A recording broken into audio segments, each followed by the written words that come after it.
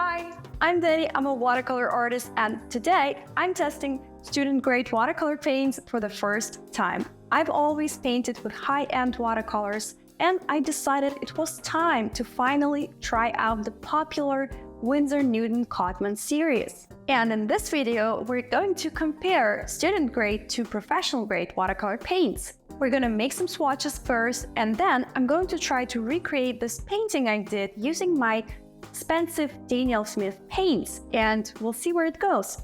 Let's go. So this is my set. Let's open the box and see what's inside. We have 14 colors and a small brush here. So let's open up the pans and check out the colors. We've got lemon yellow hue, cadmium yellow hue, cadmium red hue, alizarin crimson hue, permanent rose, ultramarine, cerulean blue hue, viridian hue, sap green, burnt sienna, burnt umber, Payne's gray, ivory black, and Chinese white. Now let's swatch these colors. I'm using a spray bottle to activate the paints and coming in with my brush. The paints feel really creamy and easy to pick up. First color is lemon yellow hue, a nice and vibrant color. Love its transparency, really good for mixing. Next is cadmium yellow hue, a warm sunflower yellow. It should be semi-opaque, but it's still very useful and a good choice for a basic palette. Cadmium red hue, another semi-opaque color, I suppose. It's a warm red, will also work well for mixing. Next up, alizarin crimson hue. I have this shade in my Daniel Smith collection, and it's my favorite deep cool red. This one, however, feels a little bit less strong, but the shade is really good and can be used for mixing as well. Now, permanent rose. The pigment is PV19, and it is considered to be your go-to primary cool red. So it's really amazing they've included this color. It looks a bit more neon than I'm used to, but we'll see. Ultramarine, another staple on every artist's palette. It's a warm blue, which means it leans slightly towards purple on the color wheel. This one looks good and vibrant. Cerulean blue hue, a cool blue. Now the funny thing is, PB15 is supposed to be called phthalo blue, and cerulean is a different pigment. Anyway, no matter what you call it, PB15 is actually a really good primary mixing color, so good choice. Now, viridian hue. It actually feels even stronger than the one I have from the professional range. It's one of my go-to colors. I never use it on its own because of its artificial shade, but it works wonders in mixes. Sap green. I have it by Daniel Smith. I don't really use it that much.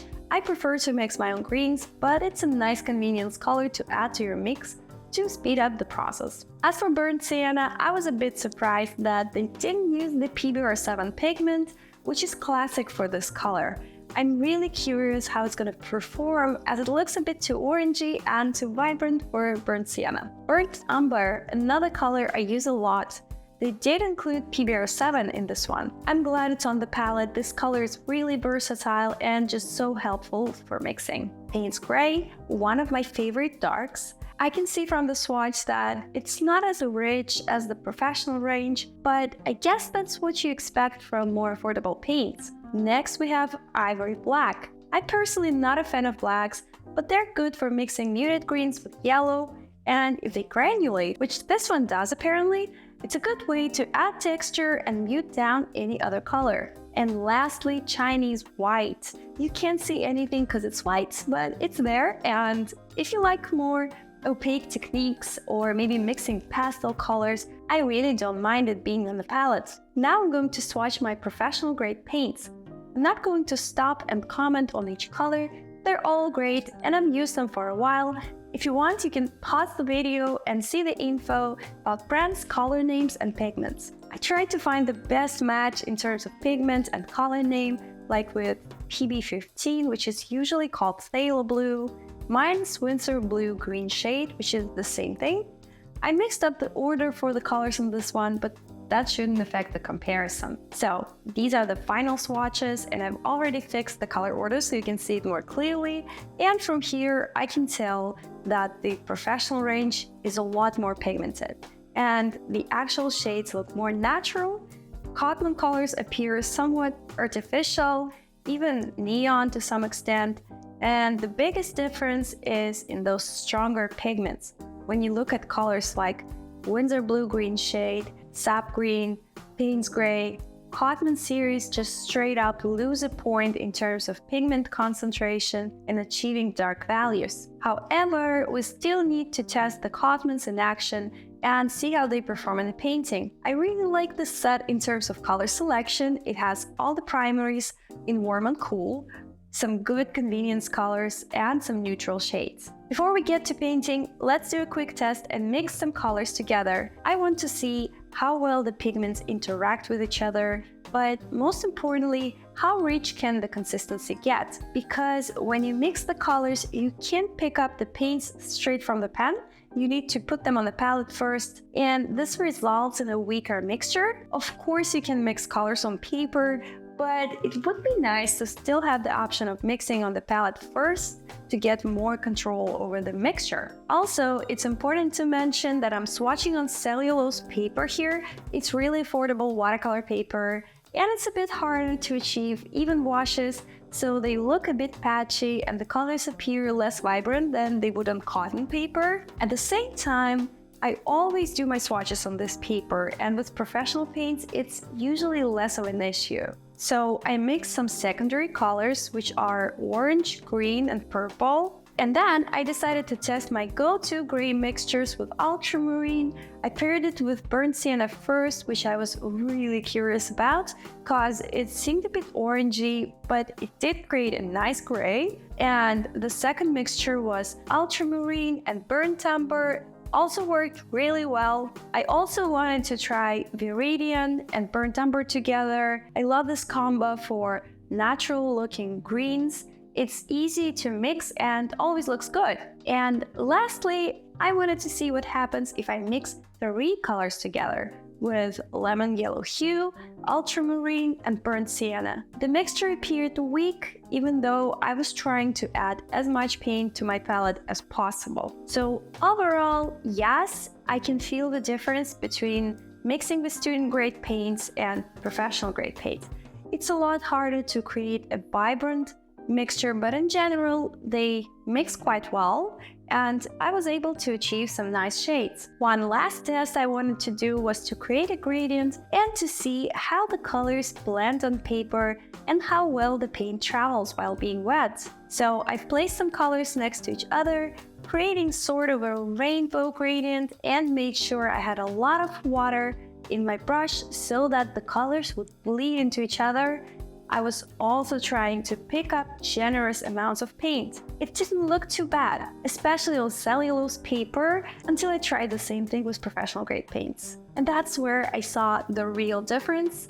The pigments looked so much more vibrant, there was a lot more bleeding that created some nice effects, and somehow even the water was spread more evenly on the paper. While doing this test, I also noticed that with professional grade paints, I was able to pick up colors from the pens a lot faster and easier, which allowed me to achieve those vibrant results. And that's what I was struggling the most with when trying to create color mixes with the Cotmans. So yes, in my opinion, this test proved to be the most revealing in terms of highlighting the differences between cheaper and more expensive paints. Now, let's see how these differences show up in a painting. I'm going to paint a landscape using my professional grade paints first, and then we will paint the same landscape but using Cotman paints. I will try to use the same colors, same techniques for a better comparison.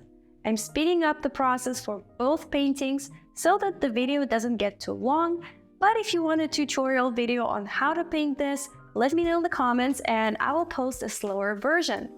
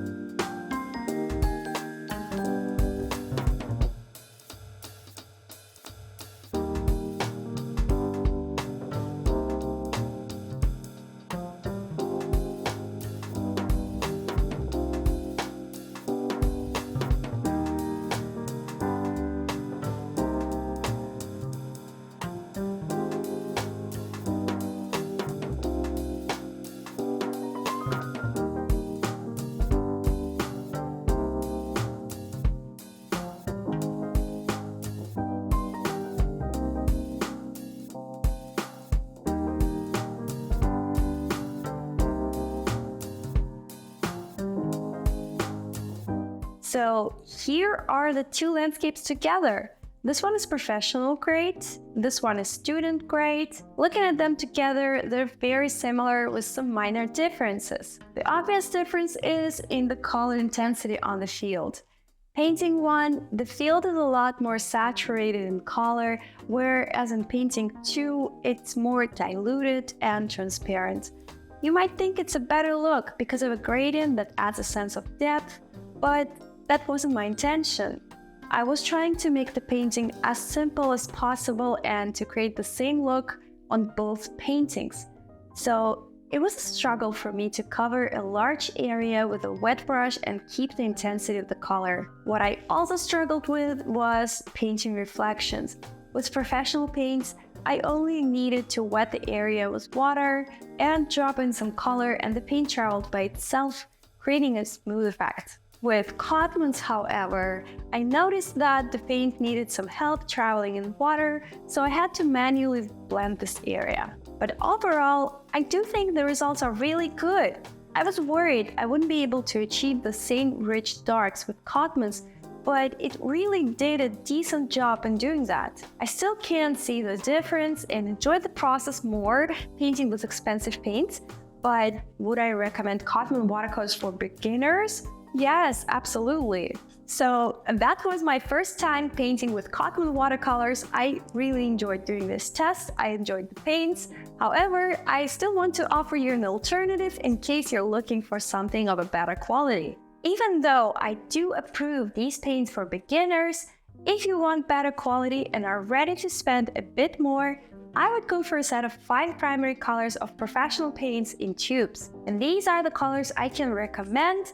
With them, you will be able to mix almost any shade and enjoy high-end quality. Professional grade watercolors are known for being more pigmented, therefore they're more economical in use. I hope you have enjoyed this video. If you have, please give it a like and consider subscribing to my channel for more watercolor videos.